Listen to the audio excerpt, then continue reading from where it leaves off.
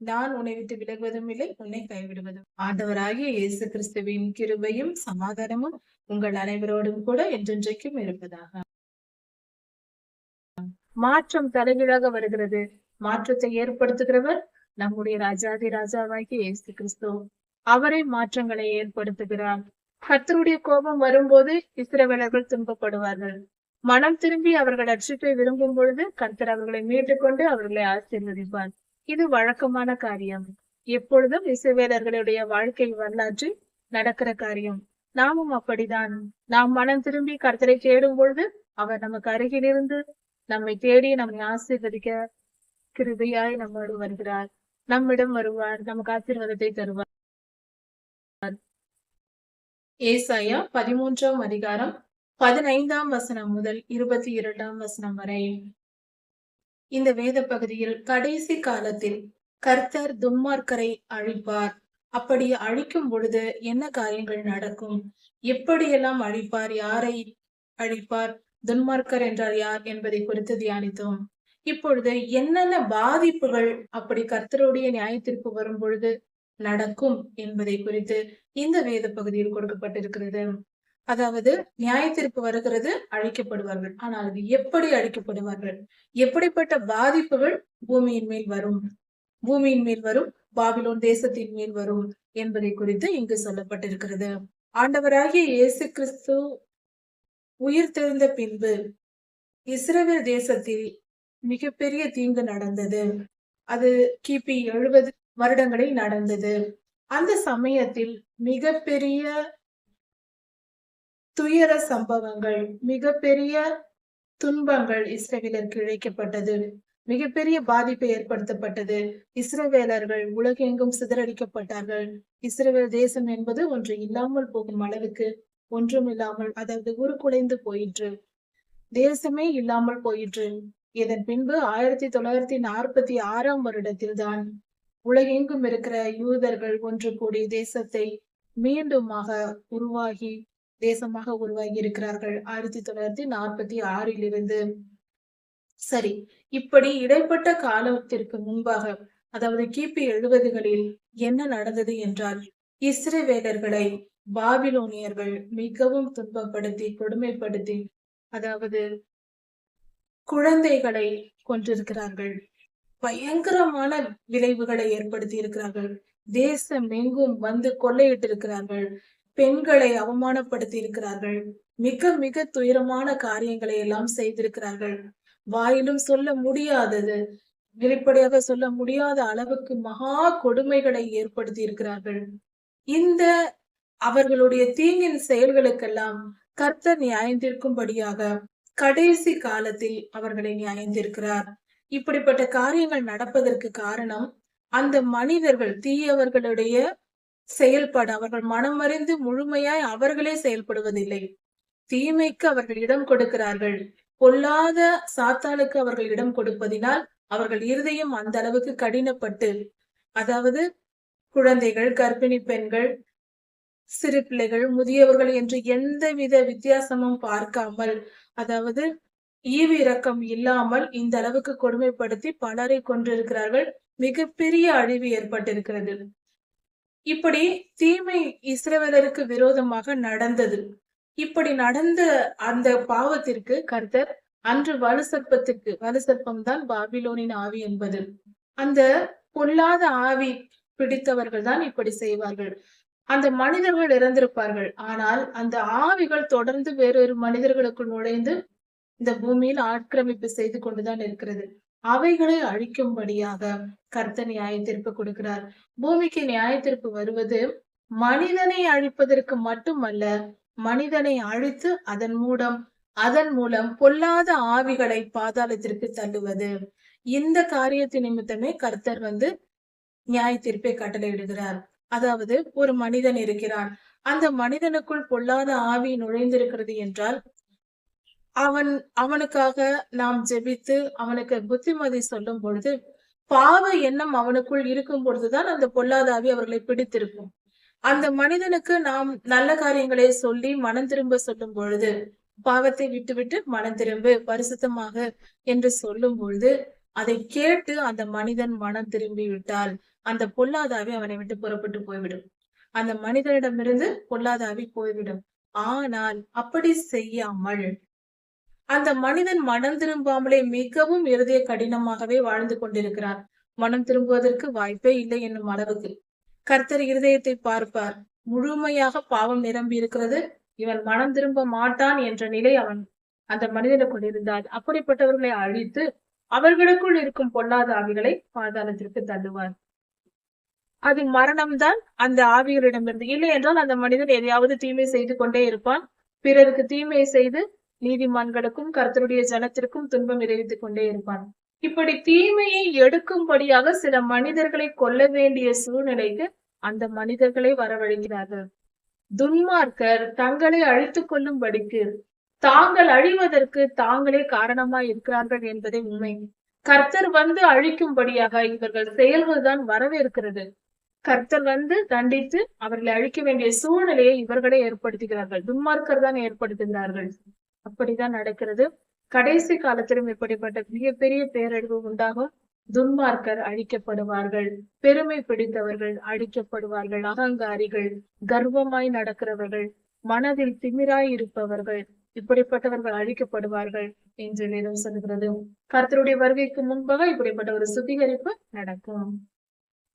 அப்படிப்பட்ட துன்மார்க்கரை அழிக்கும் பொழுது குத்துண்டவர்கள் குத்தப்பட்டு வெட்டப்பட்டு அநேகம் பேர் இறந்து போவார்கள். அவர்கள் வீடுகளை கொள்ளையடிப்பார்கள், பெண்களை அவமானப்படுத்துவார்கள், குழந்தைகளை அதாவது ஒரு மனிதனுக்கு நியாய தீர்ப்பு கொடுக்கும்படியாக இன்னொரு மனிதன் வந்து அவர்களை கொள்ளையடிப்பது, தீமை விளைவிப்பது. இன்றும் கூட தேசத்தில் ஏதாவது தீமை நடந்தால் இந்த பொல்லாத மனிதர்கள் இவர்களுக்கு இந்த தீமை செய்தார்களே என்று சொல்வார்கள். ஆனால் ஒன்றை தெரிந்து கொள்வோம், ஒரு மனிதனுக்கு தண்டனை வருகிறது, ஒரு தீமை நடக்கிறது என்றால் அவன் ஏற்கனவே என்னென்ன செய்தான் என்று கொஞ்சம் ஆராய்ந்து பார்க்க வேண்டும். அவனிடத்தில் மிகப்பெரிய தீமை இருந்திருக்கும். அதனால்தான் பொல்லாத மனிதனிடம் கர்த்தர் ஒப்பு கொடுப்பார். கர்த்தர் இப்படியாக பாபிலோனுக்கு விரோதமாக மேதியரை எழுப்புவேன் என்று சொல்லுகிறார். மேதிய தேசத்தாரை எழுப்புவேன் என்று சொல்லுகிறார். அப்படி எழுப்பி அவர்கள் தங்கத்தையும் வெள்ளியையும் ஒரு பொருட்டாக எண்ண மாட்டார்கள். தங்கம் வெள்ளியெல்லாம் பார்த்து மயங்க மாட்டார்கள். அவர்கள் செய்ய வேண்டியதை செய்வார்கள். பணம் பொருளுக்கு மயங்காத கூட்டத்தார். அவர்கள் கொஞ்சம் கூட இரக்கம் இல்லாதவர்கள். வாலிபர் என்றும் விடமாட்டார்கள், குழந்தைகள் என்றும் பார்க்க மாட்டார்கள். தங்கள் வில்லுகளால் அடித்து கொன்று அவர்களை அழித்து போடுவார்கள். பாபிலோனியர்களை அழிப்பார்கள். கர்த்தர் அவர்களுக்கு விரோதமாக இன்னொரு கூட்ட ஜனத்தை எழும்ப பண்ணுவார் என்று பொருள். உலகத்தின் தேசங்களில் பாபிலோன் மிகவும் அலங்காரமானது, மிகவும் சிறப்பான பெயர் பெற்றது. அப்படிப்பட்ட தேசம் சோதோமை போலும் குமாராவை போலும் அழிக்கப்படும். கர்த்தர் எப்படி சோதம் குமாராவை அழித்தாரோ அது போல பாபிலோன் அழிக்கப்படும் என்று சொல்லப்பட்டிருக்கிறது. அங்கு ஜனங்களே இல்லாத நிலைமை, மனிதர்கள் வாழாத இடமாக, வாழ முடியாத மனிதர்களே இல்லாத இடமாகவும், மனிதர்கள் கால்நடைகள் இல்லாத இடமாகவும் மாறி போகும். அங்கு காட்டு மிருகங்களே வாழும், மற்றபடி எதுவும் இல்லாதபடிக்கு பாழாய் போய்விடும் என்று வேதம் சொல்லுகிறது. அது மட்டுமல்ல, அது கொஞ்ச காலம் அந்த காலம் அழிக்கப்பட்டு விட்டு விடுவதல்ல, இனி ஒருபோதும் மனிதர்கள் அதில் குடியேற முடியாது, அப்படிப்பட்ட நிலை ஏற்படும் என்று சொல்லப்பட்டிருக்கிறது. இது எப்படி நடக்கும்? ஒரு தேசம் இருக்கிறது, அது கர்த்தரால் அழிக்கப்படுகிறது, அக்கினி வந்து அழிக்கிறது என்று வைத்துக் கொள்வோம். அழித்து போட்டால் கொஞ்ச காலம் ஆனதும் மற்ற மனிதர்கள் வந்து அந்த தேசத்தில் வாழலாம் அல்லவா? ஆனால் அவர்கள் வாழ முடியாத சூழ்நிலை அங்கு இருக்குமாம். இதற்கு விஞ்ஞானத்தில் பதில் உண்டு. கர்த்தர் இதை சொல்லி இருக்கிறார், அது நிச்சயம் நடக்கும். அதை அந்த விசுவாசத்தின் அடிப்படையில் நாம் ஆராய்ந்து பார்க்க வேண்டும். விஞ்ஞானம் இதை ஒப்புக்கொள்கிறது. விஞ்ஞான அறிவின்படி ரேடியேஷன் என்று சொல்வார்கள், கதிர்வீச்சுகள். அதாவது வேதியியல் மாற்றங்கள் ஏற்படும் போது, கெமிக்கல் ரியாக்ஷன்ஸ் நடக்கும் பொழுது அதில் ஏற்படுகிற ரேடியேஷன் கதிர்வீச்சுகளினால் மிகப்பெரிய அழிவுகளை ஏற்படுத்த முடியும். அழிவுகளை ஏற்படுத்தும் கதிர்வீச்சுகள் உண்டு உலகத்தில். உதாரணத்திற்கு அணு உலை இருக்கிறது என்றால், அணுகுண்டை வைத்து மின்சாரம் தயாரிக்கும் அணு உலை இருக்கிறது. அதிலிருந்து கதிர்வீச்சுகள் புறப்பட்டு வெளியே வரும் என்றும், அதனால் மனிதர்களுடைய சரீரம் பாதிக்கப்படும், சில நேரங்களில் உயிரிழப்புகளும் ஏற்படும் என்றும் சொல்லப்படுகிறது. இப்படி பலவிதமான கதிர்வீச்சுகள் உண்டு. நாம் கெமிஸ்ட்ரி படிக்கும் பொழுது, வேதியியல் படிக்கும் பொழுது இதை நாம் படித்து தெரிந்து கொள்ளலாம். ஒரு பொருளை இன்னொரு பொருளோடு இணைக்கும் போது பல கதிர்வீச்சுகளை ஏற்படுத்தும். இப்பட்ட கதிர்வீச்சுகள் பாதுகாப்பாக லேபரட்டரியில் தயாரிக்கப்படும், மற்ற பொருட்கள் தயாரிக்கப்படும் பொழுது பாதுகாக்கப்படும். அது மற்றவர்களை பாதிக்காத அளவுக்கு பாதுகாத்து விடுவார்கள் விஞ்ஞானிகள். ஆனால் தீமை செய்ய நினைக்கிறவர்கள் என்ன செய்வார்கள்? இந்த விஞ்ஞான அறிவை பயன்படுத்தி கதிர்வீச்சுகளை ஏற்படுத்தி தங்கள் எதிரிகளை அழிக்க பயன்படுத்திக் கொள்வார்கள். அப்படிப்பட்ட ஒரு பாதிப்பு தான் இந்த பாபிலோனுக்கு வரப்போகிறது. கதிர்வீச்சுகளினால் அழிக்கப்பட்ட ஒரு தேசத்தில் மனிதர்கள் மீண்டும் குடியேற முடியாது. அதாவது சில கதிர்வீச்சுகளை ஏற்படுத்தும் அணுகுண்டுகளை அங்கு போட்டுவிட்டால் அந்த மண்ணானது மிகவும் பாதிக்கப்பட்டு அதில் புல் கூட முளைக்காத அளவுக்கு மாறி போகும். அதில் துளி கூட அந்த இடத்தில் கால் வைத்தாலே நமக்கு அந்த நாம் காலடி வைத்தாலே அது நமக்கு சரீரத்தில் பாதிப்பை ஏற்படுத்தும். ஒருவித அலைகள் கதிர்வீச்சுகள் ஏற்படுத்தி கொண்டே இருக்கும். அந்த கதிர்வீச்சு நம்மேல் படுவதனால் கேன்சர் போன்ற பலவிதமான நோய்கள் வரும். இப்படிப்பட்ட ஒரு மண் இருக்கிறது என்றால் அந்த அணுகுண்டு போட்ட இடத்தில் இதற்கென்று தயாரிக்கப்பட்ட சில அணுகுண்டுகள் அப்படி செய்யும் பொழுது அந்த இடத்தில் மீண்டும் யாரும் போய் பல வருடங்கள் 100 வருடங்கள் 500 1000 வருடங்கள் வரைக்கும் யாரும் அந்த இடத்தில் மனிதர்கள் நடக்க முடியாது, போய் குடியிருக்க முடியாது. இப்படிப்பட்ட பாதிப்பை ஏற்படுத்துகிற கதிர்வீச்சின் விஞ்ஞானம் இன்றைய நம் கையில் இருக்கிறது. இன்றைய காலத்திலேயே இருக்கிறது. இது பல ஆண்டுகளுக்கு முன்பே கண்டுபிடிக்கப்பட்டது. அப்படிப்பட்ட பாதிப்பு ஏற்படும் என்பதே இந்த வேத பகுதியின் பொருளா இருக்கிறது. அப்படி பாபிலோன் நகரம் அழிக்கப்படும் பொழுது கதிர்வீச்சுகளினால் பாதிப்பை ஏற்படுத்தும் யுத்தம், அணுகுண்டு யுத்தம் நடக்கும். இதை இன்னும் தெளிவாக அதிக விஞ்ஞானம் படிக்கும் பொழுது நாம் தெரிந்து கொள்ளலாம். அப்படிப்பட்ட ஒரு பாதிப்பை சொல்லலாம். வைரஸ்கள் கூட கொஞ்ச காலத்தில் அழிந்து போகும். ஆனால் கதிர்வீச்சுகள் சீக்கிரத்தில் அழியாது. அது தொடர்ந்து அந்த பகுதிகளில் இருக்கும் பொழுது மனிதர்கள் வாழ முடியாத அளவுக்கு அந்த மண்ணை கெடுத்துவிடும். அப்படிப்பட்ட ஒரு பாதிப்பு தான் அங்கு வந்து அழிய போகிறது என்று சொல்லப்பட்டிருக்கிறது. அதனால் இது தீயவர்களை கர்த்தர் அழிக்கும் விதம். பெருமை எவ்வளவு மோசமானது என்பதை இந்த பகுதியில் நாம் கற்றுக்கொள்ளலாம். அப்படிப்பட்ட பேரழிவு வந்த பின்பு, அந்த நிலப்பகுதியில் பேரழிவு வந்த பின்பு அந்த பாபிலோன் தேசத்தில் அந்த தீயவர்கள் இருக்கும் இடத்தில் இப்படிப்பட்ட ஒரு அழிவு ஏற்படும். அழிவு ஏற்பட்ட பின்பாக அங்கு ஊளையிடும் பிராணிகளும் பாம்புகளும் அந்த மனிதர்கள் இருந்த வீடுகளில் தங்கி இருக்குமாம். அவர்கள் மாளிகைகளை கட்டி வாழ்ந்திருந்தார்கள். அவர்கள் வாழ்ந்த மாளிகைகளில் காட்டு மிருகங்கள் எல்லாம் உள்ளே நுழைந்து அதில் வாழ்ந்து கொண்டிருக்கும். இப்படிப்பட்ட மோசமான ஒரு நிலை ஏற்படும். துன்மார்க்கர் இருக்கும் இடத்தில் இப்படிப்பட்ட ஆபத்து வரும் என்று கர்த்தர் சொல்லுகிறார். அதனால் ஜனங்கள் மனம் திரும்புவது நல்லது. எந்த தேசத்தில் இருந்தாலும், யாராய் இருந்தாலும், எந்த மனநிலையில் இருந்தாலும் மனம் திரும்பினால் நம் ஆண்டவர் மன்னிக்கிறவராய் இருக்கிறார். மனம் திரும்புகிற மனிதனுக்கு எந்த இனத்தாராய் இருந்தாலும் கர்த்தர் மன்னிக்கிறவராய் இருக்கிறார். மனம் திரும்புவோம், கர்த்தருடைய கிருபையை பெற்றுக் கொள்வோம். இருதயத்தை கடினப்படுத்தி நம்மை நாமே அழித்துக் கொள்வானேன். கர்த்தருக்கு பிரியமாய் நடப்போம், அதுவே சிறந்தது. 14ஆம் அதிகாரம்.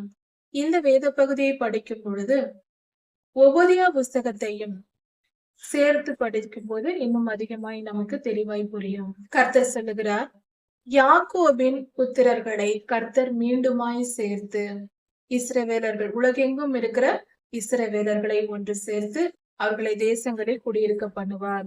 அவர்களோடு அந்நியர்களும் சேர்ந்து கொள்வார்கள் என்று சொல்லப்பட்டிருக்கிறது. அந்நியர்கள் என்று சொல்லும் போது கர்த்தரை அறியாத மக்களாய் இருந்தவர்கள், இஸ்ரவேல் வம்சத்தில் பிறக்காதவர்கள், யாக்கோபின் புத்திரராய் இராமல் ஆனால் கர்த்தரை ஏற்றுக்கொண்ட ஜனங்கள் தான் இஸ்ரவேலரோடு சேருவார்கள். அதனால் கர்த்தரை சேர்ந்து கொண்டு கர்த்தர் மேல் அன்பு வைத்து அவரோடு இஸ்ரவேலரோடு இவர்களும் சேர்ந்து கொள்வார்கள். இஸ்ரவேலர்கள் தங்கள் தேசத்திலே வாழும்படி கர்த்தர் கிருபை செய்வார். அது 1946 முதல் நடந்து வருகிறது. இந்த நன்மை நடந்துவிட்டது. யூதர்களை மற்ற அந்நிய ஜனங்கள் அழைத்து கொண்டு போய் அவர்கள் தேசத்தில் அவர்களை விடுவார்கள். அந்நியர்கள் இஸ்ரவேலர்களை அழைத்து கொண்டு போய் அவர்கள் தேசத்தில் விடுவார்கள். அழைத்து சென்று விடுவார்களாம். அந்த அளவுக்கு நல்ல காரியங்கள் நடக்கும். அது மட்டும் அல்லாமல் இஸ்ரவேல் தேசத்தில் புறஜாதியார் இஸ்ரவேலருக்கு வேலைக்காரர்களாகவும் வேலைக்காரிகளாகவும் இருப்பார்கள். புறஜாதியாரை வேலைக்காரர்களாக வேலைக்காரிகளாக இஸ்ரவேலர்கள் வைத்துக் கொள்வார்கள். தங்களை சிறையாக்கி வைத்திருந்தவர்களை இவர்கள் சிறையாக்கி கொள்வார்கள். இது எப்படிப்பட்ட காரியமா இருக்கிறது? பல ஆண்டுகளாக 100, 1000 வருடங்களாக இஸ்ரவேலர்களை அடிமைப்படுத்தி வந்த ஜனங்களை, அந்த ஜனங்களை இஸ்ரவேலர் அடிமைப்படுத்துவார்கள், சிறையாக்கி கொள்வார்கள் என்று சொல்லப்பட்டிருக்கிறது. மாற்றம் தலைகீழாக வருகிறது. மாற்றத்தை ஏற்படுத்துகிறவர் நம்முடைய ராஜாதி ராஜாவாகிய இயேசு கிறிஸ்து. அவரே மாற்றங்களை ஏற்படுத்துகிறார். கர்த்தருடைய கோபம் வரும்போது இஸ்ரவேலர்கள் துன்பப்படுவார்கள். மனம் திரும்பி அவர்கள் ரட்சிப்பை விரும்பும் பொழுது கர்த்தர் அவர்களை மீட்டுக் கொண்டு அவர்களை ஆசீர்வதிப்பார். இது வழக்கமான காரியம். எப்பொழுதும் இஸ்ரவேலர்களுடைய வாழ்க்கை வரலாற்றில் நடக்கிற காரியம். நாமும் அப்படிதான். நாம் மனம் திரும்பி கர்த்தரை தேடும் பொழுது அவர் நமக்கு அருகில் இருந்து நம்மை தேடி நம்மை ஆசீர்வதிக்க கிருபையாய் நம்மோடு வருகிறார். நம்மிடம் வருவார், நமக்கு ஆசீர்வாதத்தை தருவார். நாம் பெருமையோடு அகந்தையோடு கர்த்தருக்கு பிரியம் இல்லாமல் கர்த்தரை கோபமூட்டுகிற செயலை செய்தால் கர்த்தருடைய நியாய தீர்ப்பை பெற்று தீயவர்களாய் துன்மார்க்கராய் நாம் வாழ்ந்து விடுவோம். அதனால் எப்பொழுதும் கர்த்தரின் அன்புக்கு பாத்திரமானவர்களாய் வாழ முயற்சி செய்வோம். கர்த்தர் சொல்லுகிறார் இஸ்ரவேலரை நோக்கி, உன் துக்கத்தையும் உன் துயரத்தையும் கர்த்தர் நீக்குவார். உன் தத்தளிப்பையும் நீக்கி நீ அடிமையாக்கப்பட்டிருந்த கொடுமையான அந்த அடிமைத்தனத்திலிருந்தும் விடுதலையாக்கி இளைப்பார பண்ணுவார். அப்படி கர்த்தர் இளைப்பார பண்ணும் பொழுது இஸ்ரவேலரை கர்த்தர் இளைப்பார பண்ணுவார். அப்படி இளைப்பார பண்ணும் பொழுது நீ பாபிலோன் ராஜாவின் மேல் சொல்வதாவது, ஒடுக்கினவன் ஒழிந்து போனானே, பொன் நகரி ஒழிந்து போனாரே என்று சொல்லுவாய் என்று கர்த்தர் சொல்லுகிறார். இந்த வசனத்தில் இருந்து இது அப்படியே இந்த பூமியை விட்டு பரலோகத்தை நோக்கி நாம் பார்க்க வேண்டிய நேரமா இருக்கிறது. இந்த வசனம் முதல் பரலோக ரகசியங்கள் என்று சொல்லப்பட தொடங்கி இருக்கிறது. அதாவது இந்த வசனத்தில் குறிப்பிடப்பட்டிருக்கிற வார்த்தை பொன்னகரி ஒழிந்து போனாலே என்றும் ஒடுக்கினவன் என்றும் சொல்லப்பட்டிருப்பது பொல்லாத லூசிபரை சொல்லுகிறது. அதாவது இந்த உலகத்திற்கு ஆதியிலே ஆதாம் ஏவாள் அவர்கள் இருவரும் பாவம் செய்து பொல்லாத வலு சிற்பம் பூமியை ஆளும்படி செய்தார்கள். அதாவது இந்த பூமி முழுமைக்கும் ராஜாவாக ராணியாக இருந்தது ஆதாமும் ஏவாளும். அவர்களை தான் கர்த்தர் வைத்திருந்தார். ஆனால் அவர்கள் தங்கள் சுதந்திரத்தை இழந்து போனார்கள் பாவம் செய்து. யாரிடம்? வலு சிற்பத்திடம். வலு சிற்பத்திற்குள் இருந்து அவர்களை கெடுத்தது சாத்தான். சாத்தான் சொல்லை கேட்டு அவன் பேச்சை கேட்டு கர்த்தர் சொன்ன வார்த்தையை மீறியதினால் சாத்தானின் பேச்சை கேட்டதுதான் அவர்கள் செய்த பாவம். பழம் சாப்பிட்டதல்ல, சாத்தானின் பேச்சை கேட்டது பாவமாயிற்று. கர்த்தர் பேச்சை கேட்காமல் அவன் பேச்சை கேட்டதினால் அவனுக்கு மனிதர்கள் அடிமையாகிவிட்டோம்.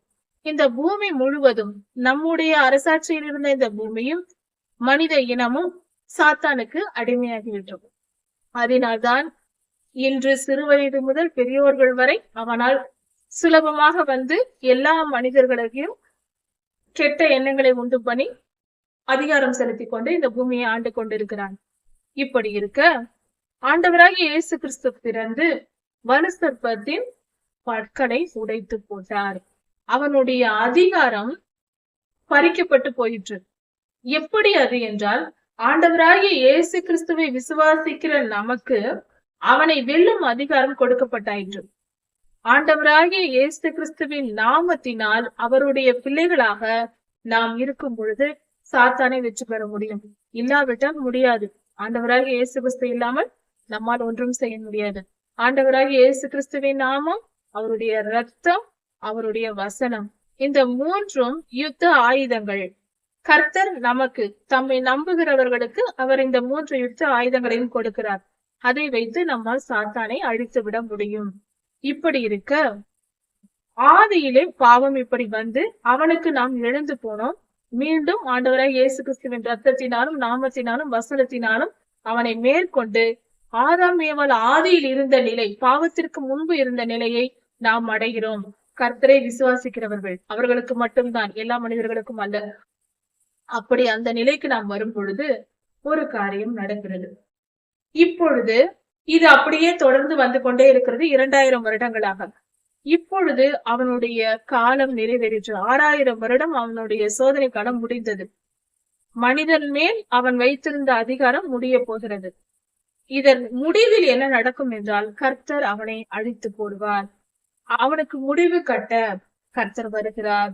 இப்பொழுது உலகம் ஒரு நல்ல விளைச்சலை தந்த வயல்நிலம் போல ஒரு பரிசுத்தவான்களின் கூட்டம் எழும்பிவிட்டது. கர்த்தர் எதிர்பார்த்திருந்த, ஒரு விவசாயி எதிர்பார்த்திருந்த தானியங்கள் விளைந்து விட்டது. அதுபோல மனித இனம், யார் யார் எப்படிப்பட்ட மனித இனம் வேண்டும் என்றும் எவ்வளவு பேர் வேண்டும் என்றும் கர்த்தர் எதிர்பார்த்திருந்த அந்த எண்ணிக்கை நிறைவேறும் பொழுது சாத்தானை ஆண்டவர் வந்து அழிக்க போகிறார்.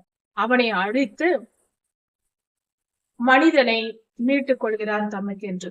சரி, இப்பொழுது சாத்தான் யார் என்பதை குறித்து இந்த வேத பகுதியில் கொடுக்கப்பட்டிருக்கிறது. அவன் பொல்லாதவன். அதாவது ஆதியிலே மனிதர்கள் படைக்கப்படும் முன்பாக வேதத்தில் கொடுக்கப்பட்டிருக்கிற வசனங்களின் அடிப்படையில், இந்த கதையெல்லாம் வேதத்தின் வசனங்களின் அடிப்படையில் சொல்லப்பட்டிருக்கிறது.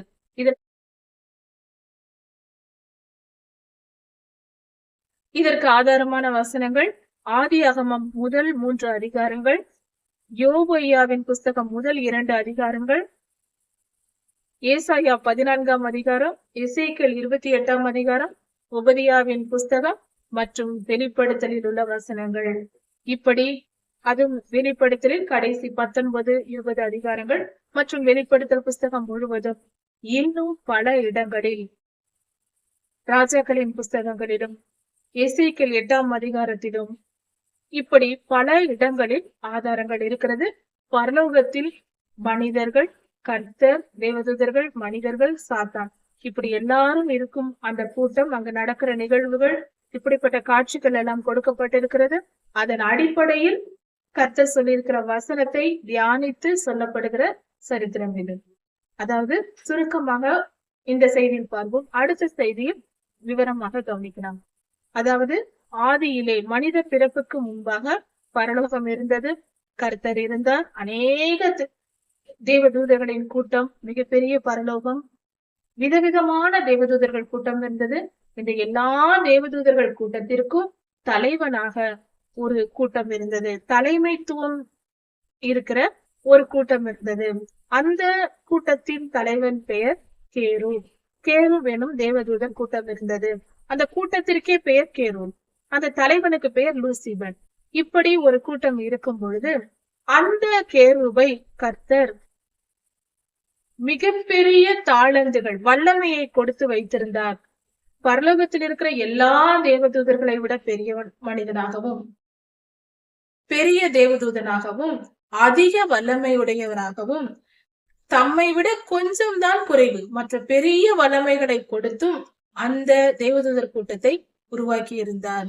அப்படி கர்த்தரை விட கொஞ்சம் தான் குறைவு, அதிக வல்லமை பெற்ற தேவதூதர் கூட்டம், கர்த்தரின் ரகசியங்களை, பல ரகசியங்களை அறிந்த தேவதூதர் கூட்டம். அந்த தலைவன் பெயர் லூசிபர். இந்த லூசிபர் என்ன செய்தான் என்றால், அவன் தன் இருதயத்தில் மேன்மை பாராட்டினான். பெருமை அவனுக்குள் வந்தது. நான் கர்த்தருக்கு சமமாக என் சிங்காசனத்தை உயர்த்துவேன், அவருக்கும் எனக்கும் என்ன பெரிய வித்தியாசம் ஒன்றும் இல்லை, கொஞ்சம் தானே வித்தியாசம், என்னால் இவ்வளவு காரியங்கள் செய்ய முடிகிறதே, நானும் அவருக்கு சமமாவேன் என்று, கொஞ்சம் குறைவாய் இருந்தவன் சமமாவேன் என்று நினைத்தான். சிருஷ்டித்தவருக்கு சமமாய் ஒரு சிருஷ்டிப்பு நினைப்பது பாவம், மகா பெரிய தவறு. அப்படி அவருக்கு விரோதமாய் இவன் இருதயத்தில் பெருமை பாராட்டினான் லூசிபர், அவனும் அவன் சேர்ந்த ஒரு கூட்டமும். இப்படி அவன் இருதயத்தில் பெருமை வந்ததை கர்த்தர் அறிந்து அவனை சபித்து போட்டார். தேவதூதனாக இல்லாமல் அந்த ஸ்தானத்தை விட்டு கீழே தள்ளி அவனை சாத்தானாக்கி போட்டார். அவன் அழிக்கப்படவில்லை, அவன் உயிரோடு இருக்கிறான். அவன் தேவதூதர் என்ற அந்தஸ்தை இழந்து அவனுக்குரிய அதிகாரம் பறிக்கப்பட்டு அவன் கீழே இறங்கினான். அவனிடத்தில் இருப்பது அந்த ஞானம் மட்டுமே, அதை வைத்துக் கொண்டிருக்கிறான். அவன் சாத்தானாக மாறினான். அவனுக்கு அழிவு காலம் என்று கர்த்தர் நியமித்து வைத்திருக்கிறார். இத்தனை வருட காலம் ஆண்டாண்டு காலமாக கர்த்தரை சேவித்ததினால் அந்த சேவித்த காலத்திற்கு தக்கதாக அவனை கொஞ்ச காலம் உயிரோடு வைத்திருக்கிறார். அவன் நீதியை நிறைவேற்றும்படியாக அவன் இத்தனை காலம் கர்த்தருக்கு சேவித்து வந்த சேவையை நினைத்து அவனுக்கு நீதி செலுத்தும்படியாக உடனே அழிக்காமல் அவனை கொஞ்ச காலம் விட்டு வைத்திருக்கிறார். அவன் அந்த காலம் நிறைவேறும் வரைக்கும் அவன் இருப்பான். அதன் பின்பு அவனை அக்னி கடலிலே போட்டு அழிப்பார். இப்படிதான் சாத்தான் உருவானான். சாத்தான் என்பது இப்படி உருவானது. இந்த சாத்தான் என்ன செய்கிறான்? கர்த்தர் தாம் விலக்கி விட்ட அந்த மனித பரலோகத்தில் அந்த ஸ்தானத்தில் லூசிபர் இருந்த ஸ்தானம் வெறுமையாக்கப்பட்டது. அதாவது ஒரு அரசாங்க அலுவலகத்தில் மேனேஜர் வேலையை விட்டு போய்விட்டால் அந்த இடம் காலியாக இருக்கும், வேறு ஒருவரை மேனேஜர் ஆக்குவார்கள். அதே போல பரலோகத்தில் அந்த ஸ்தானத்தில் வைப்பதற்கு கர்த்தர் புதிய சிருஷ்டிப்பை உருவாக்கினார். அவர்கள்தான் நாம் மனிதர்கள். அப்படி நம்மை உருவாக்கி கர்த்தர் தம் அன்பை நமக்கு வெளிப்படுத்த நினைத்தார். தேவ தூதர்களை விட தேவதூதர்கள் கூட்டம் என்பவர்கள் வேலைக்காரர்கள். சாத்தானும் வேலைக்காரனாக படைக்கப்பட்டவன் தான். ஆனால் மனிதர்களை கர்த்தர் தம்முடைய பிள்ளைகளாக படைத்திருக்கிறார். படைத்து அவர்களுக்கு பிள்ளைகள் என்ற அந்தஸ்தை கொடுக்கிறார். நம்முடைய வல்லமை எல்லாம் குறைவுதான், ஆனால் அந்தஸ்து மிக உயர்ந்தது. கர்த்தர் நம்மை பிள்ளைகளாக நினைக்கிறார். அவர் சாயலில் படைத்திருக்கிறார். அவருடைய பக்கத்தில் அவருடைய சிங்காசனத்தில் நாம் உட்கார போகிறோம். அப்படிப்பட்ட ஒரு ஸ்தானத்தை வைத்து நம்மை உருவாக்கினார். அவர்கள்தான் ஆதாமும் ஏவாளும். இதை பார்த்த லூசிபர் அவன் கீழே விழுந்து விட்டால் சாத்தானாய் வாழ்ந்து கொண்டிருக்கிறான். இவனுக்கு இப்பொழுது நோக்கம், நான் இருந்த இடத்தில் இன்னொருவனா, எனக்கு பதில் இன்னொருவனா இருக்கக்கூடாது, என் ஸ்தானத்திற்கு இன்னொருவன் போகக்கூடாது, என்னை கீழே தள்ளிவிட்டு இன்னொருவனை நான் விட மாட்டேன். அவர் வேறு மனிதனை உருவாக்கி இருக்கிறாரா, நான் விட மாட்டேன். இன்றைய அலுவலகங்களில் நடப்பது போலதான், நான் அந்த ஸ்தானத்திற்கு நான் விடமாட்டேன் என்று சொல்லி மனித இனத்தை அழித்து போடுவேன். அதுவே என் நோக்கம். நான் அக்னி கடலில் போடப்பட போகிறேன். கொஞ்ச காலம்தான் என்னுடைய வாழ்க்கை. அதனால் அவனுக்கு அது தெரியும். அதனால் அதற்குள்ளாக இந்த மனித இனத்தை நான் அழித்து விடுவேன். என்னோடு கூட அக்னி கடலுக்கு போட பண்ணுவேன். அதற்கு நேரடியாக அவனால் நம்மை ஒன்றும் செய்ய முடியாது. அதனால் இந்த மனிதர்களை என்னை போலவே பெருமை பாராட்டி, அவன் பெருமையினால் தான் கீழே விழுந்தான், அழிந்து போனான், தகுதியை இழந்தான். அதனால் இந்த மனிதர்களையும் நான் பெருமை உள்ளவர்களாக்குவேன், சுயநலம் உள்ளவர்களாய் மாற்றி விடுவேன். அப்பொழுது அவர்கள் கர்த்தரால் தண்டிக்கப்படுவார்கள். நான் போகும் இடத்திற்கு அவர்களும் வந்து விடுவார்கள். அப்பொழுது கர்த்தருடைய திட்டம் நிறைவேறாமல் போகும் என்பது அவனுடைய நோக்கம். அதற்காக தான் மனிதனோடு அவன் போராடி எப்படியாவது வஞ்சகத்தை சொல்லி சொல்லி சொல்லி தீய மனிதர்களுக்குள் நுழைந்து, மொத்தமாக மனிதர்களுக்குள் நுழைந்து தீயவர்களாக மாற்றி அவர்களை கர்த்தருக்கு விரோதமாக செயல்பட வைத்து மனிதனை பாதாளத்துக்கு கொண்டு போகும் திட்டத்தை அவன் நிறைவேற்றிக் கொண்டிருக்கிறான். அவன் அப்படி செயல்படும் பொழுது கர்த்தர் தம்முடைய ஜனத்திற்காக, கர்த்தர் தம்முடைய பிள்ளைகளை அந்த பொல்லாதவனிடமிருந்து காப்பாற்றும்படியாக நமக்காக தேவதூதர்களை நியமித்திருக்கிறார். வேத புஸ்தகத்தை கொடுத்திருக்கிறார். நமக்கு தரிசனங்கள் மூலம் பேசுகிறார். ஊழியர்களை எழுப்பி நம்மை உருவாக்குகிறார். இப்படி பல காரியங்களை செய்து நம்மை காப்பாற்ற, அரவணைத்துக் கொள்ள, பாவம் செய்தாலும் சாத்தானுக்கு நம்ம மேல் அதிகாரம் வரும். அதனால் பாவம் செய்யாமல் இருக்க எல்லாவித வழிகளையும் கர்த்தர் நமக்கு ஏற்படுத்தி நம்மை பாதுகாக்கிறார்.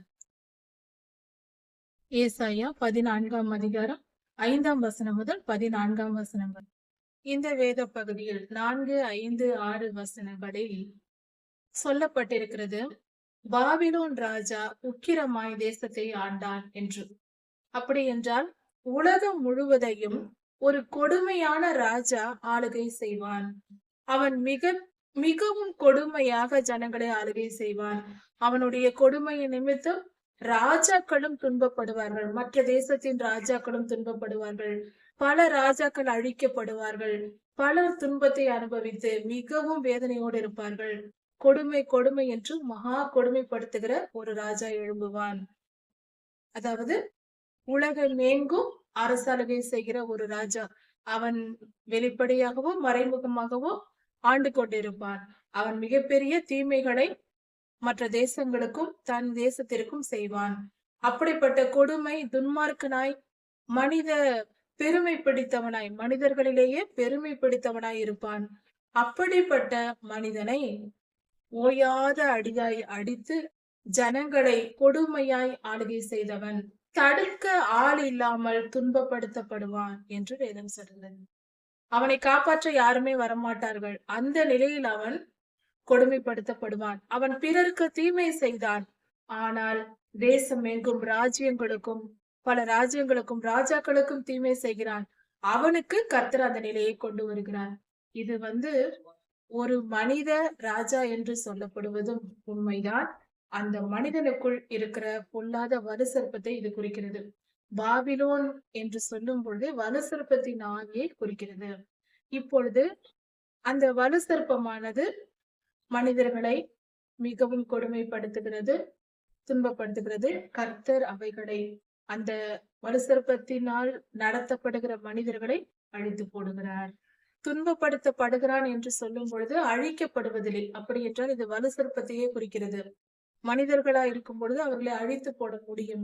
பொல்லாத ஆவியை அழிக்க முடியாது. அது கர்த்தரால் தான் முடியும். அது கடைசியில் தான் நடக்கும். இப்பொழுது அவன் துன்பப்படுத்தப்படுகிறான், அடைக்கப்படுகிறான்.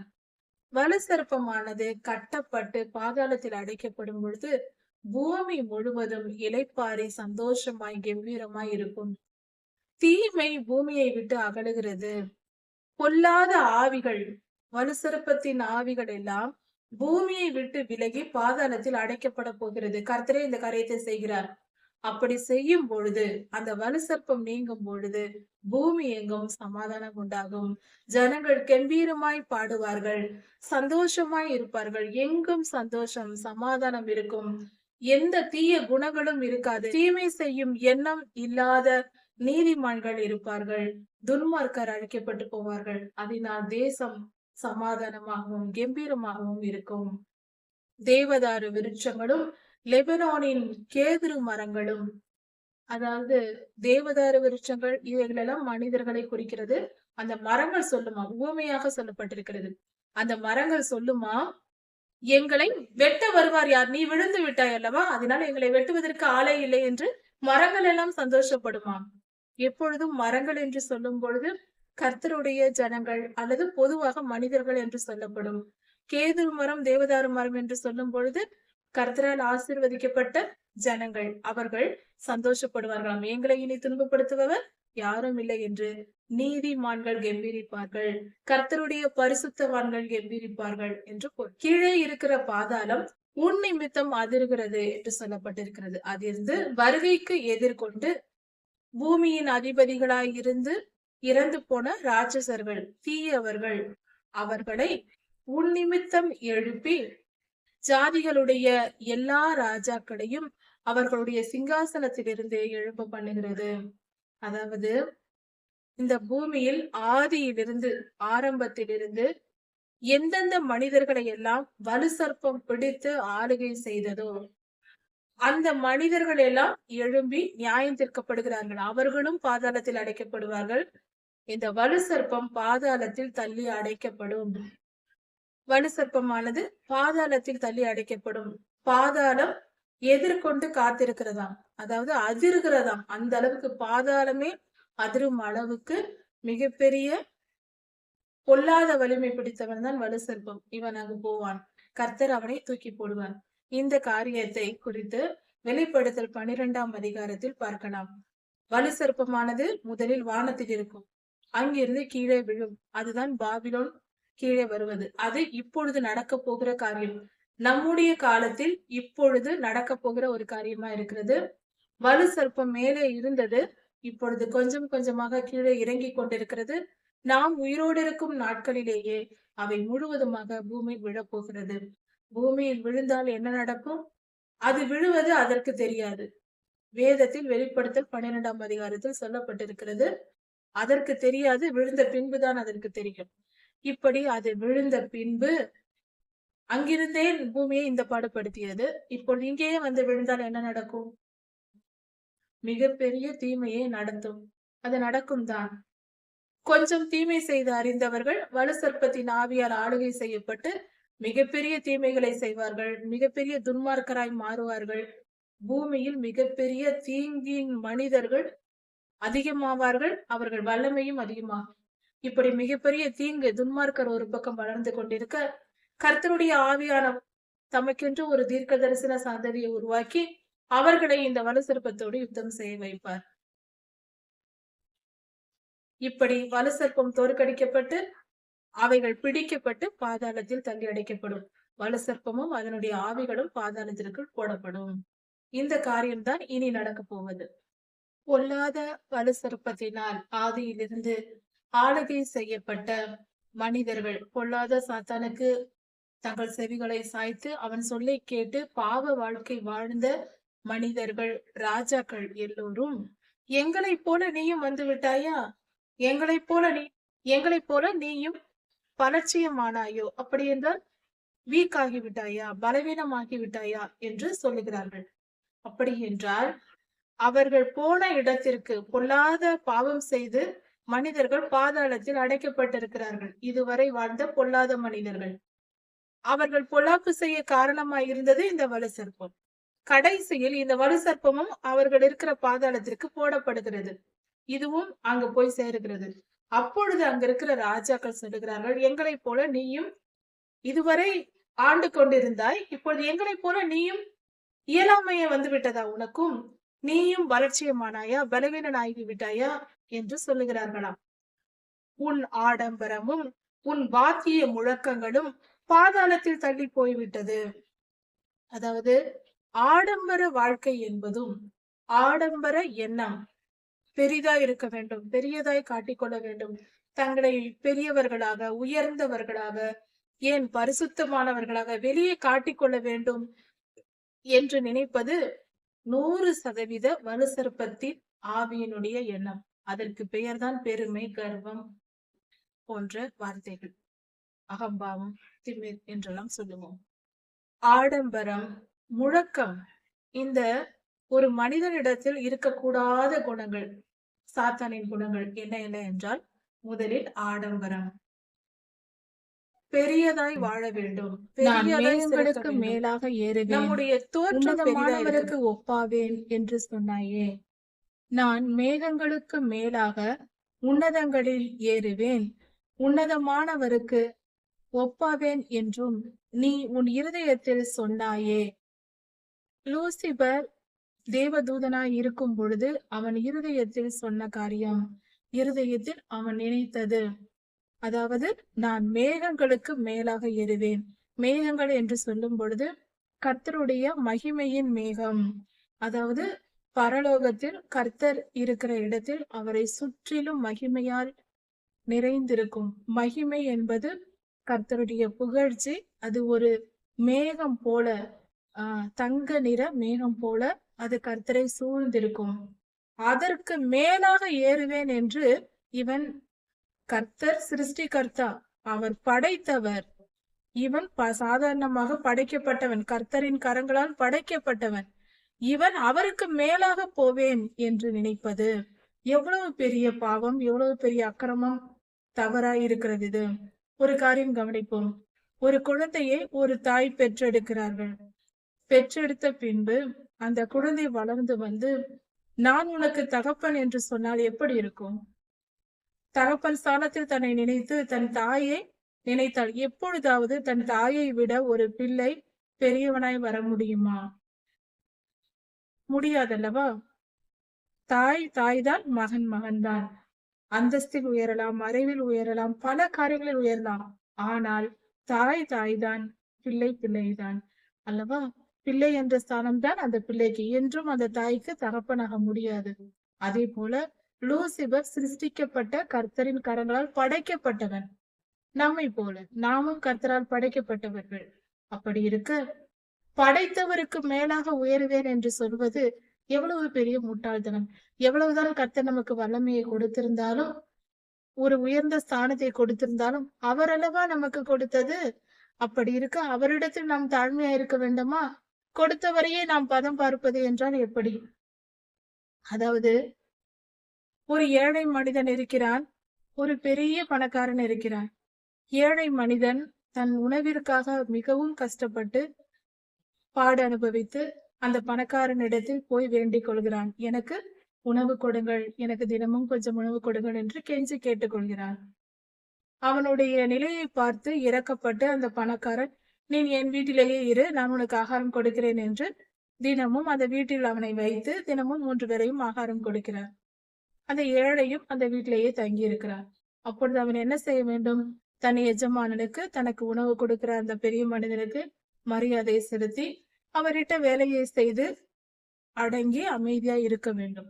அதை விட்டுவிட்டு அந்த வீட்டிற்கு நான் எஜமானனாவேன், எனக்கு உணவு கொடுத்தவரை நான் அதிகாரம் செய்வேன், அவருக்கு மேலாக நான் மாறுவேன், அந்த வீட்டின் அதிகாரியாவேன் என்று நினைத்தால் அது எப்படி இருக்கும்?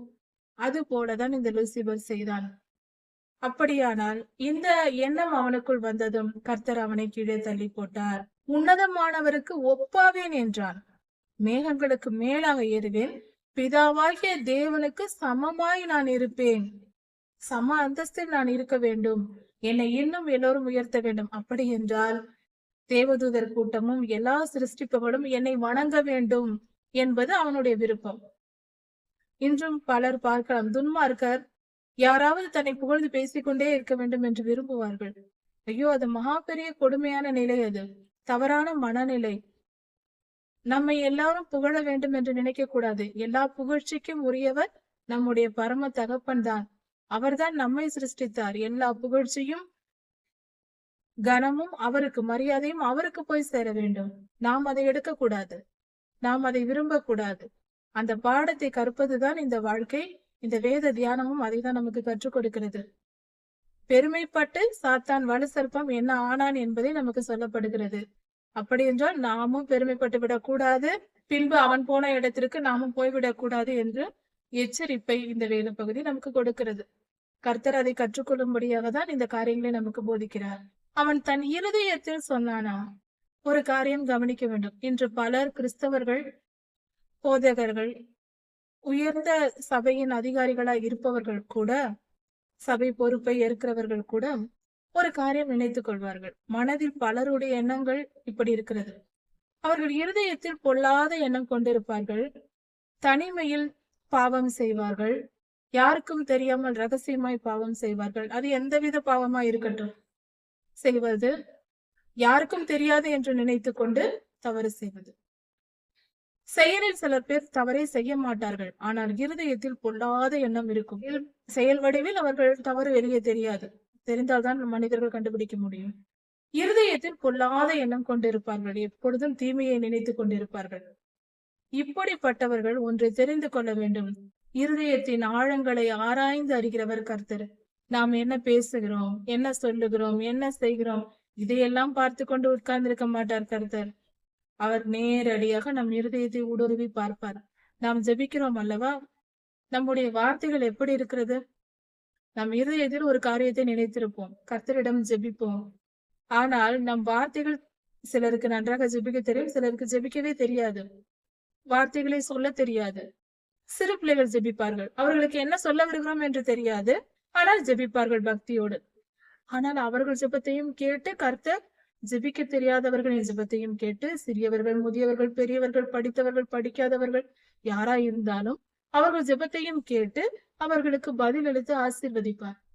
காரணம் என்னவென்றால், கர்த்தர் பார்ப்பது அவர்கள் வார்த்தையை அல்ல, அவர்கள் இருதயத்தில் உள்ள எண்ணங்களை. மனதை ஊடுருவி பார்த்து அதை கண்டுபிடிக்கிறவர் கர்த்தர். நம் இருதயத்தில் பரிசுத்த எண்ணம் கொண்டிருந்தால் நிச்சயம் கர்த்தர் நமக்கு பலன் தருவார். நம் இருதயத்தில் பொல்லாத எண்ணம் வைத்திருந்தால், வெளியில் நல்லவர்கள் போல பேசிக்கொண்டு நடித்து கொண்டு வாழ்ந்து கொண்டிருந்தால் நிச்சயம் தண்டனை வரும், தப்பிக்க முடியாது. முகத்தை பார்த்து பதிலளிக்க அவர் ஒன்றும் மனிதர் அல்ல, அவர் பிதாவாகிய தேவன், நம் தெய்வம். அவர் பெரியவர், சர்வ வல்லமை உள்ள தேவன். அவர் நம் இருதயத்தை அறிந்திருக்கிறார். தயவு செய்து பொல்லாத எண்ணம் மனதில் இருந்தால் தூக்கி எறிந்து விடுவோம். யாரையும் மன்னிக்காத குணம் இருந்தால் அதை எடுத்து போடுவோம். பிறரை மன்னித்து பரிசுத்தமாய் இருதயத்தில் தாழ்மையோடு சாந்த குணத்தோடு வாழ முயற்சி செய்வோம். அப்பொழுதுதான் கர்த்தரிடத்தில் கிருபை பெற முடியும். இந்த வசனம் மிக தெளிவாய் சொல்லியிருக்கிறது. அவன் லூசிபர் நினைத்த நினைவுகளை கர்த்தர் அறிந்தார். அறிந்தே அவனை கண்டுபிடித்து இப்படி நினைத்தானே என்று அவனுக்கு தண்டிக்கிறார். அவன் என்ன சொன்னான்? உயர்த்துவேன், கர்த்தருடைய மேகங்களுக்கு மேலாக என்னை உயர்த்துவேன் என்றான். அதன் விளைவு என்ன ஆயிற்று என்றால், அப்படி அவன் நினைத்த நினைப்பு பாதாளத்தில் கீழே தள்ளப்பட்டான். மேலே ஏறுவான் என்றால், ஆனால் கீழே தள்ளப்பட்டான். கர்த்தர் தான் இதை செய்தார். இதேதான் நமக்கு. நன்றாக புரிந்து கொள்வோம். இதுதான் கர்த்தர் நேற்றும் இன்றும் என்றும் மாறாதவர். ஆசீர்வதிப்பதற்கு மட்டுமல்ல, நியாய தீர்ப்பு கொடுப்பதற்கும் மாறாதவர் தான். நாம் அப்படி நம்மை உயர்த்தி கொண்டு, நான் பெரியவனாவேன், நான் பெரிய ஆள், நான் மிகப்பெரிய அந்தஸ்து, சபையில் எனக்கு மிகப்பெரிய அந்தஸ்து, குடும்பத்தில் நான் பெரிய ஆள், நான் அதிகம் சம்பாதிக்கிறேன், எனக்கு பெரிய ஆள், நான் சிறு சபையில் அதிகம் காணிக்கை கொடுக்கிறேன், நான் பெரிய ஆள், நான் பதவியில் இருக்கிறேன், அதனால் நான் பெரிய ஆள். இப்படியெல்லாம் நினைத்து கொண்டு திரிந்தால் நீ சாத்தானின் தூதனாய் இருக்கிறாய் என்று பொருள். வேண்டாம் இந்த மேன்மை பாராட்டுதல். எல்லோரும் மனிதர்கள். அந்தந்த இடத்தில், அந்தந்த நேரத்தில், அந்தந்த சூழ்நிலைக்கு ஏற்றபடி வாழ்கிறோம். அந்த சூழ்நிலைகளை நல்ல சூழ்நிலைகளாய் மாற்றி கொடுப்பது கர்த்தரே. அவர் கிருபை அதுதான். நல்ல சூழ்நிலைகளை நம்ம வைத்திருப்பதனால் நல்லவர்களாக இருக்கிறோம். மகா கொடுமையான சூழ்நிலைக்கு வந்தால் எந்த மனிதரும் பாவம் செய்து விடுவான். இப்படிப்பட்ட நல்ல சூழ்நிலைகளை ஏற்படுத்தி தருவதுதான் கர்த்தருடைய மகா பெரிய கிருபை. அவர் கிருபையால் தான் நாம் பிழைத்திருக்கிறோம். நாம் இன்று நீதிமான்களாய் இருக்கிறோம். நாம் உயர்ந்த ஸ்தானத்தில் இருக்கிறோம் என்றால் அதை கொடுத்தது யார்? அந்த ஸ்தானத்தை கொடுத்தது யார்? அந்த பரிசுத்தத்தை கொடுத்தது யார்? நம் வாயின் வார்த்தைகளில் நமக்கு அவருடைய நாமத்தை நமக்கு அறிவித்தது யார்? தாயின் கருவிலேயே நம்மை தெரிந்து கொண்டது யார்? புறஜாதியாரை போல நாம் வாழாமல் என்று கர்த்தரை துதித்துக் கொண்டிருக்கிறோம். கர்த்தருக்கு ஆராதனை செய்கிறோம். கர்த்தருடைய பிள்ளைகளாய் இருக்கிறோம் என்றால் நம்மை தெரிந்து கொண்டு தேடி வந்த தெய்வம் யார்? அவர் அல்லவா? நாம தேடி கண்டுபிடித்தோமா? பலர் கண்டுபிடிக்காமல் இருக்கிறார்களா? இல்லையே. அவர் கண்களில் நமக்கு கிருபை கிடைத்தது, பாக்கியம் பெற்றோம். நாம் ஏன் நம்மை உயர்த்த வேண்டும்? உயர்த்துவதற்கு என்ன நீதி இருக்கிறது, நியாயம் இருக்கிறது? நாம் நம்மை தாழ்த்துவோம். கர்த்தர் நீதி உள்ளவர். அவர் ஒருவரே உயர்ந்தவர். சகல கணமும் மகிமையும் ஸ்தோத்திரமும் பலமும் சர்வ வல்லமையும் அவருடையது. அவர் பரிசுத்த தெய்வம். அவரே பரிசுத்தர், அவரே நீதி உள்ளவர், அவரே நியாயம் செய்கிறவர், சர்வ வல்லமையுள்ள ராஜாதி ராஜா, நியாயாதிபதி, என்றென்றும் நீடித்திருக்கிறவர், தீர்க்காயுசுள்ளவர். அவருக்கு மகிமையை செலுத்தி நம்மை நாம் தாழ்த்துவோம். பொல்லாதவனைப் போல பாதாளத்திற்கு போகாமல் பரலோகம் சேர்வோம். கர்த்தருடைய அன்பு நமக்குள் எப்பொழுதும் இருக்கட்டும். கர்த்தர் உங்களை ஆசீர்வதிப்பாராக. இதன் தொடர்ச்சியை அடுத்த செய்தியில் பார்க்கலாம். மாரநாதா.